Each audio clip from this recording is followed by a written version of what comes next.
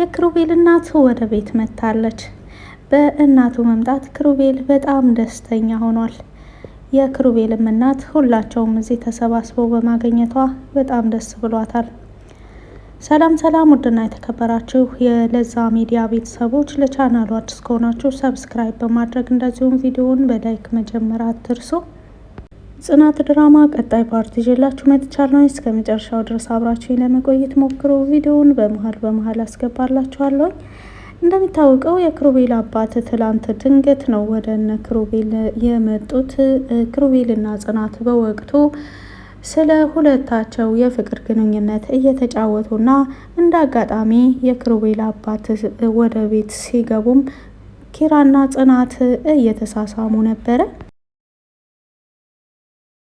በተፈጠረው ነገር ኪራም ሆነ ጽናት በጣም ተደናግጠዋል። በተለይ ደግሞ ጽናት ምን ማለት እንዳለባት ሁሉም በወቅቱ በጣም ተደናግጣ ስለነበረ ወደ ኪችን ስትሄድ ክሩቤልም አባ እንዴት ብለህ ገባህ? ማለቴ በሩን ማን ከፈተልህ? በማለት ሲጠይቀው እንዴ ልጄ የረሳኸው ነገር እኮ ይሄ ቤቴ ነው በማለት ሲመልስለት አባትየው ክሩቤልም ልካ ቁልፍ አለህ በማለት ይንተባተባል። ከዛም በኋላ ምግብ ታምጣለህ ለጽናት ልንገራት በማለትም ሊያመልጥ ወደ ኪትchen ሊሄድ ሲል አይ እኔ አሁን ምግብ አልፈልግም በማለት ሲነግረው በቃ ለኔ ታምጣልኝ ልንገራት በማለት ከአባቱ ለማምለጥ የድንጋጤ ሆነ ወደ ኪትchen ይሄዳል። ኪራ ወደ ኪትchen ሲሄድም ጽናት ኪትchen መራዊትን እያናገረች ነበረ። የኪራ አባት መጡ አልኩሽ እኮ እያለቻት እያናገረቻት ነበረ።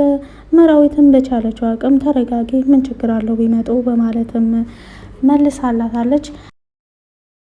ክሩቤልም ወደ ኪትchen እየመጣ የገና የእግሩን ድምጽ ስትሰማ መራዊትን ቆይ ኮቴ ይሰማኛል፣ በኋላ ደውልልሻለሁ፣ ቻው ቻው ብላ ስልኩን እንደዘጋቸው ልክ ስልኩን ዘግታ ቀጥ ስትል ክሩቤል መሆኑን አወቀች። ወይ አንተ ነህ እንዴ በማለት ሀሳቧን ቀለል አድርጋ ስትጠይቀው እንደዚህ ቁና የምተነፍሽው ጋሼ መስሎሽ ነው አይደለ በማለትም ሲጠይቃት ይልቁንስ ጋሼ ምን አሉህ በማለት ተጠይቀዋለች። ክሩቤልም መቼ ነው ሰርጋችሁ ብሎ ጠየቀኝ ይላታል።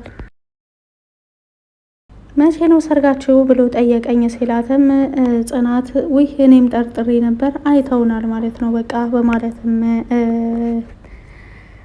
ትመልሳለች። ከዛስ ምን አሉህ በማለትም ስትጠይቀው ሄደህ ቬሎ አስለካት ብሎኝ ነው በማለት ወደ ኪትchen የመጣሁት ቬሎ አስለካት ብለውኝ ነው በማለት ሲነግራት ማለት ምን አይነት ቬሎ በማለትም ስትጠይቀው መቼም ቬሎ ታውቂያለሽ ምን አይነት ቬሎ ልበልሽ በማለትም ሲጠይቃት አይ የህፃናት ቬሎ አውቃለሁ የልደት በማለትም ስትናገር እሷ መቼም ስፋቱ ካልጠበበሽ በስተቀር ቁመቱ አያንስሽም በማለት ይመልስላታል።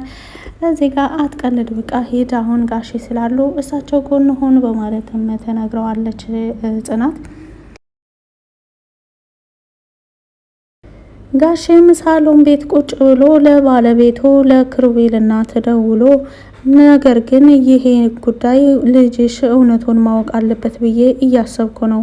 እስከ መቼ ነው አያትህ ታማለች በሚለው ነገር የእናቱን ህመም ተደብቆ የሚቆየው በማለትም ሲነግራት አዎ ክሩቤል አሁን እውነቱን ማወቅ አለበት በማለት እያናገረ ሳለ ክሩቤል ወደ ሳሎን ቤት ይመጣና ማለቴ እኔን ነው እንዴ ክሩቤል የምትለው ምኑን ነው የምሰማው በማለት ሲጠይቀዋል አባቱም ክሩቤል ማለት ላንተ ብቻ የተሰጠ ስም ነው እንዴ በማለት ሲመልስለት አይ እንደዛ አላልኩም በማለትም ክሩቤል ይመልሳል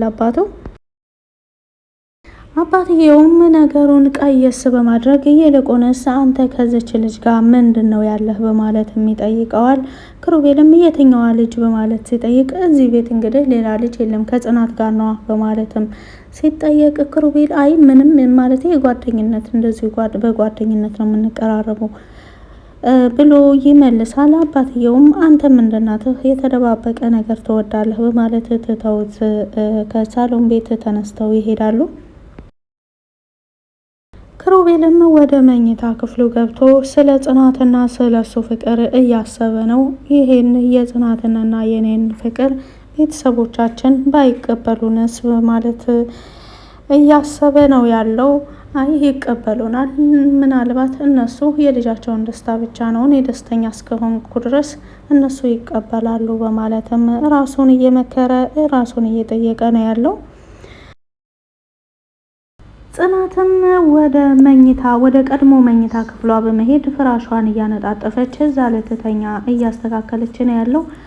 ክሩቤልም ወደ እሷ በመምጣት ለምን እየሰራሽ ነው ያለሽው? እዚህ ብቻሽን ለምን ትተኛለሽ? ለምን እዛ እኔ ጋር አትሄጂም? በማለት ሲጠይቃት እንዲህ አባት አሉ እኮ እባክህን ሄደህ ተኛ፣ አሁን አንጀቴን እንደዚህ እያልክ አንጀቴን ለመብላት አትሞክር በማለትም እየነገረችው ሳለ የክሩቤል አባቱ ወደ ክሩቤል ክፍል ሲሄድ ክፍሉ ያጣዋል።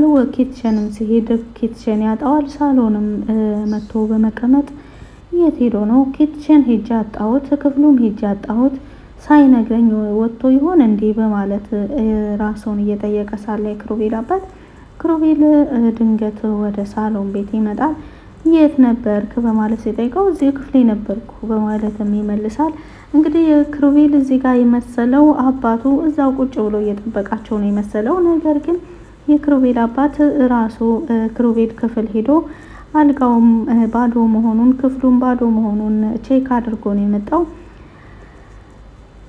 እንግዲህ አይኔን ዋሸኝ ብል ይሻለኛል፣ የወለድኩት ልጅ እኔን ዋሸኝ ከምል አይኔን ዋሸኝ ብል ይቀለኛል በማለትም ሲነግረው ክሩቤልም ምን አለበት ወጣ ብዬ ነበረ በማለት ብነግረው ይሄን ያክል ልቡ አይሰበርም ነበር በማለትም እንደዚህ ብዬ መመለስ ነበረብኝ በማለት ከራሱ ጋር እያወራ ነው።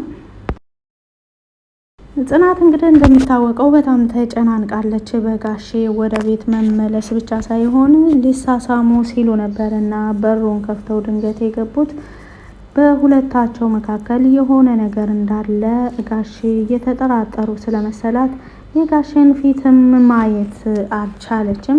በዛም ወደ መራዊ ደውላ ነበረ። አሁን ግን በአካል ወደ ካፌ ሄደን እንገናኝና አንዳንድ ነገሮችን እንነጋገር በማለት ካፌ ተቀጣጥረው ካፌ ተገናኝተው እየተጫወቱ ነበረ። እንግዲህ ምናልባትም ስለኛ ፍቅር ጋሼ የሚቀበሉ ይመስልሻል? በማለትም ስትጠይቃት አንቺን አይቶ የማይወድ የለም በማለት ይልቁንስ ምንም አትፍሪ፣ ነገር ግን ስለ ፍቅርሽ ሁሉን ነገር እውነታውን ለጋሼ መናገር አለብሽ በማለት መራዊ ትነግራታለች።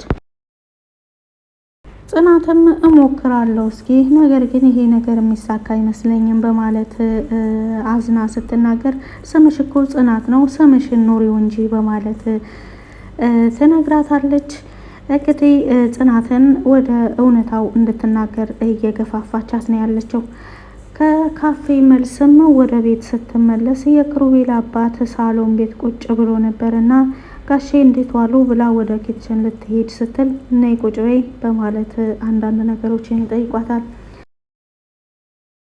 ከጥያቄዎቹ ውስጥ ስለ ክሩቤል እናት ክሩቤል መስማት የለበትም፣ እኔ ስነግርሽ ካልሆነ በስተቀር ወይም እኔ ካልተናገርኩ በስተቀር አንቺ ምንም እንዳትናገሪ ለሱ በማለት ነበረ ያስጠነቀቋት። ጽናትም ከጠየቀኝስ አሁን እኮ ትልቅ ሰው ነው፣ ስለ እናቱ ማወቅ አለበትም፣ እንደዚሁም ደግሞ ቤተሰቦቼ እኔ ላይ ምንም እምነት የላቸውም የሚል ግምት እንዳይኖረው እውነታውን በጊዜ ቢያውቅ የተሻለ ነው በማለትም ትናገራለች። እኔ ነገርኩሽ፣ ይሄ ነው ትዕዛዜ በማለትም እየተናገረ ሳለ ክሩቤል ድንገት ይመጣል። መጥቶም በመካከላቸው ይቀመጥና ምንድን ነው ምን ሆናችኋል በማለትም ይጠይቃቸዋል። አይ ምንም የተፈጠረ ነገር የለም በማለት ጽናት ተነስታ ወደ ኪችን ትሄዳለች። ደህና ናት ግን አባ ምን ሆና ነው? የሆናችሁት ነገር አለ እንዲህ በማለትም ክሩቤል ይጠይቃል። አይ ምንም አልሆንም በማለት ይመልስለታል አባቱም። ክሩቤልም ተነስቶ ወደ ኪችን ይሄዳል። ጽናትም እቀፈኝ በማለት ታለቅሳለች። ምን ሆነች ነው የምታለቅሽው በማለት ሲጠይቃት አይ ምንም አልሆንኩም ትላለች። ምክንያቱም ክሩቤል የእናቱን ሕመም ሲሰማ ምን ያህል ልቡ እንደሚሰበር ስለምታስብ ነው አሁን ላይ እዚህ ላይ እያለቀሰች ያለችው። ክሩቤል ግን ምንም ስላላወቀ በፈገግታ ነው ከሷ ጋር የሚነጋገረው። ነገር ግን በሷ አይምሮ ውስጥ የመጣባት የእናቱ ህመምና እንደዚሁም ደግሞ ስለ እናቱ ህመም ምንም የሚያውቀው ነገር እንደሌለ ሲሰማም ደግሞ ምን ያህል እንደሚጎዳም ስለምታስብ ነው የተከዘችው። ጋሼ ወደ ቤት መምጣቱንና ፍቅራቸውን እንደተጠራጠረም ለመራዊት ስለተናገረች መራዊትም ለናሆም ትነግረውና ሰብሰብ ብለው ጋሼን ወደ ቤት ይጠብቋቸዋል። ጋሼም ወደ ሳሎን ቤት መጥተው ሲቀመጡ የሆነ ነገር ልጆቹ የሆነ ነገር ሊነግሯቸው እንደሆነ ይጠራጠሩና ምንድን ነው ልጆች? አይ ናሆም ያንተና የመራዊትን ከሆነ ሰምቻለሁ በማለትም ሲናገሩ አይ ጋሼ ዛሬ ሌላ ነው በማለትም ይናገራል። ክሩቤል ምንድን ነው ንገረኝ በማለትም ሲጠይቀው አንተና እማዬ ለአመታት ስትጠብቁ የነበረውን ነገር ዛሬ ልነግርህ ነው በማለት ይናገራል። ክሩቤል ምንድን ነው ንገረኝ በማለትም ሲፈቀድለት የምወዳት የምትወደኝ የማፈቅራት የምታፈቅረኝ ጓደኛ አለች በማለት ይናገራል ክሩቤል።